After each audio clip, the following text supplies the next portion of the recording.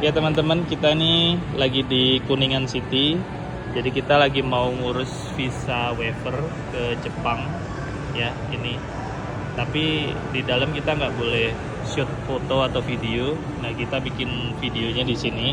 Jadi ini kita udah bikin appointment dulu ya. Bikin appointment dulu di vfs.global. Nah, pilih negara yang ingin dikunjungi. Negara yang dituju, terus ya udah masukin seperti biasa sign in, data diri. Terus nanti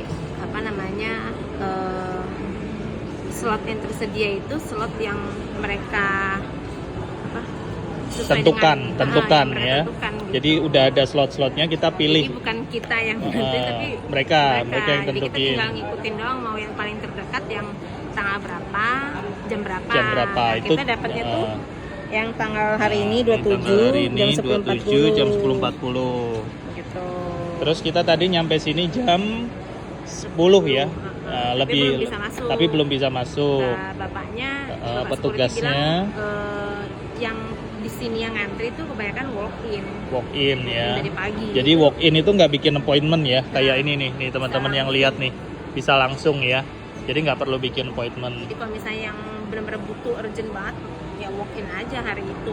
Kalau urgent banget. Cuman ya ngantri. Nah ngantrinya ada yang dari pagi ya, jam 5 ya katanya ya.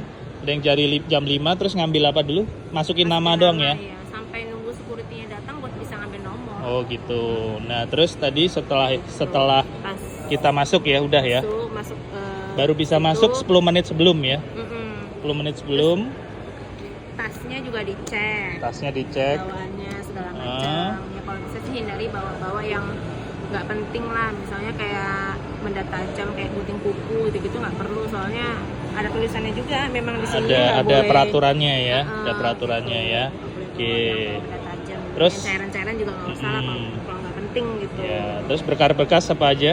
Berkasnya itu nanti pas masuk itu form kita yang udah daftar online, terus formulir registrasi visa waiver, lalu surat pernyataan kalau misalnya di KTP sama di paspor itu beda nama. Jadi misalnya seperti namaku nih ya. Jadi nama Koko nih di KTP-nya ada ko-nya, tapi di paspornya nggak ada. Iya. Nah itu jadi marga gitu tuh ya. Terus biasa salinan KK, KTP, di paspor. Oke. Bawa yang aslinya juga aslinya buat juga. jaga walaupun sebenarnya di dalamnya tadi nggak dicek ya juga sih yang aslinya gitu. Bahkan yang tadi yang udah kita siapin juga dikembalikan. Yang diambil benar-benar cuman yang form yang surat visa waivernya itu doang yang kita pengajuan doang. Gue nggak tahu sih apa karena kan pas masuk itu kan ngantri kan dapat pas kita masuk sudah pemeriksaan kan dapat nomor nih, nomor terus nanti kan dipanggil kan ke loket berapa gitu kan. Nah pas masuk ke loketnya itu terus mbaknya nanya sebelumnya udah pernah ke Jepang, bilang udah. Terus ditanya lagi sebelumnya udah pernah daftar pakai yang online belum, bilang belum karena aku malah ragu kalau daftar yang online yang sekarang bisa pakai Javes Mova apa itu yang Jepang online itu. Aku takut malah karena masalah marga nama itu ditolak. Jadi aku bilang, aku cerita ke mbaknya, aku bilang ada teman saya soalnya yang nggak bisa, makanya diarahkan ke VFS. Jadi saya mendingan ke VFS aja. Juga masih dapat stikernya. Saya kalau yang online nggak dapat stiker. Cuman QR code yang nanti ditunjukin di imigrasi sana. Terus ditanya yang pasti harus udah punya tanggal berangkat karena ditanya tadi berangkatnya kapan dan tanggal pulangnya. Tanggal pulang ya. Terus ditanya apa lagi? Ya mungkin itu pertanyaan kayak gitu sebenarnya mungkin tiap loket beda-beda ya pertanyaannya. Cuman aku waktu itu dapatnya itu. Jadi mungkin bisa jadi nanti kalian pertanyaannya juga nggak seperti aku. Beda-beda ya. Tapi loketnya di dalam banyak ya.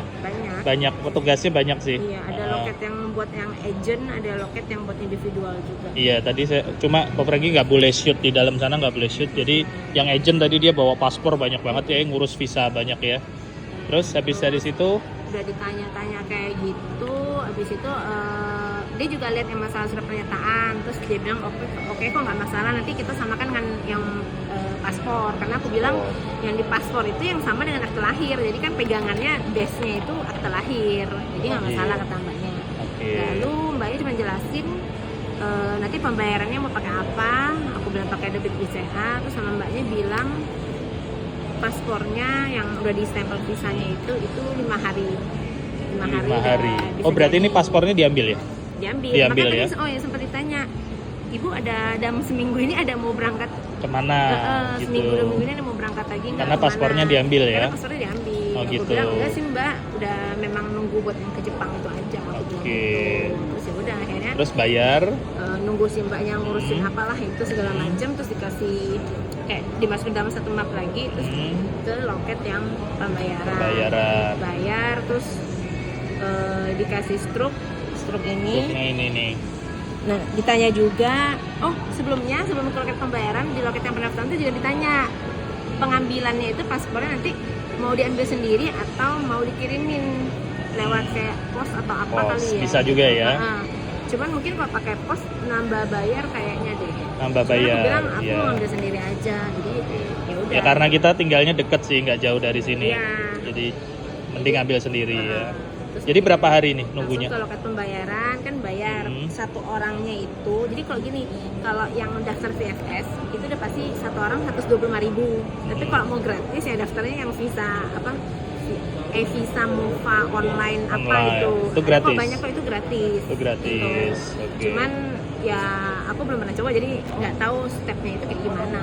Okay. Tapi banyak sih orang-orang juga cerita nggak susah 2 hari juga jadi. Ini 5 hari nanti. Ini 5 hari. Bawa struk ini, terus tadi sempat ditanyain ini satu keluarga kan, terus saya nanti diwakilin yang datang ke situ nanti harus cuma satu orang. Gitu. Gak usah rame-rame Gak gitu bisa ya. rame-rame, Cuma buat ngambil ya. Bawa ini KTP yang menunjukkan hubungan keluarga. Mungkin kalau pakai agent pakai surat kuasa kayaknya, kalau agent pakai surat kuasa. Jadi ya. kan siapa tahu satu agent itu siapa tahu Bisa, bawa 10 paspor kan. Jadi ya mungkin kalau yang udah kayak pakai tur udah biasa sih, kayak Golden Rama, Panorama udah biasa sih, mungkin mereka juga udah kenal kan, udah biasa gitu. Oke. Ya kita lihat nanti 5 hari lagi. Ini, oh ya tadi dia juga minta email kita, jadi buat ngasih tahu ini udah bisa diambil. Oke, jadi notifnya di email atau di WA? Di email. Di email ya. Kalau misalnya setelah 5 hari memang emailnya nggak masuk, bisa cek di yang tracking di aplikasi VFS-nya itu, Oke. di website-nya Bisa itu. dicek ya. Dicek atau telepon ke VFS-nya. VFS-nya ya. Oke, jadi gimana pelayanannya menurut?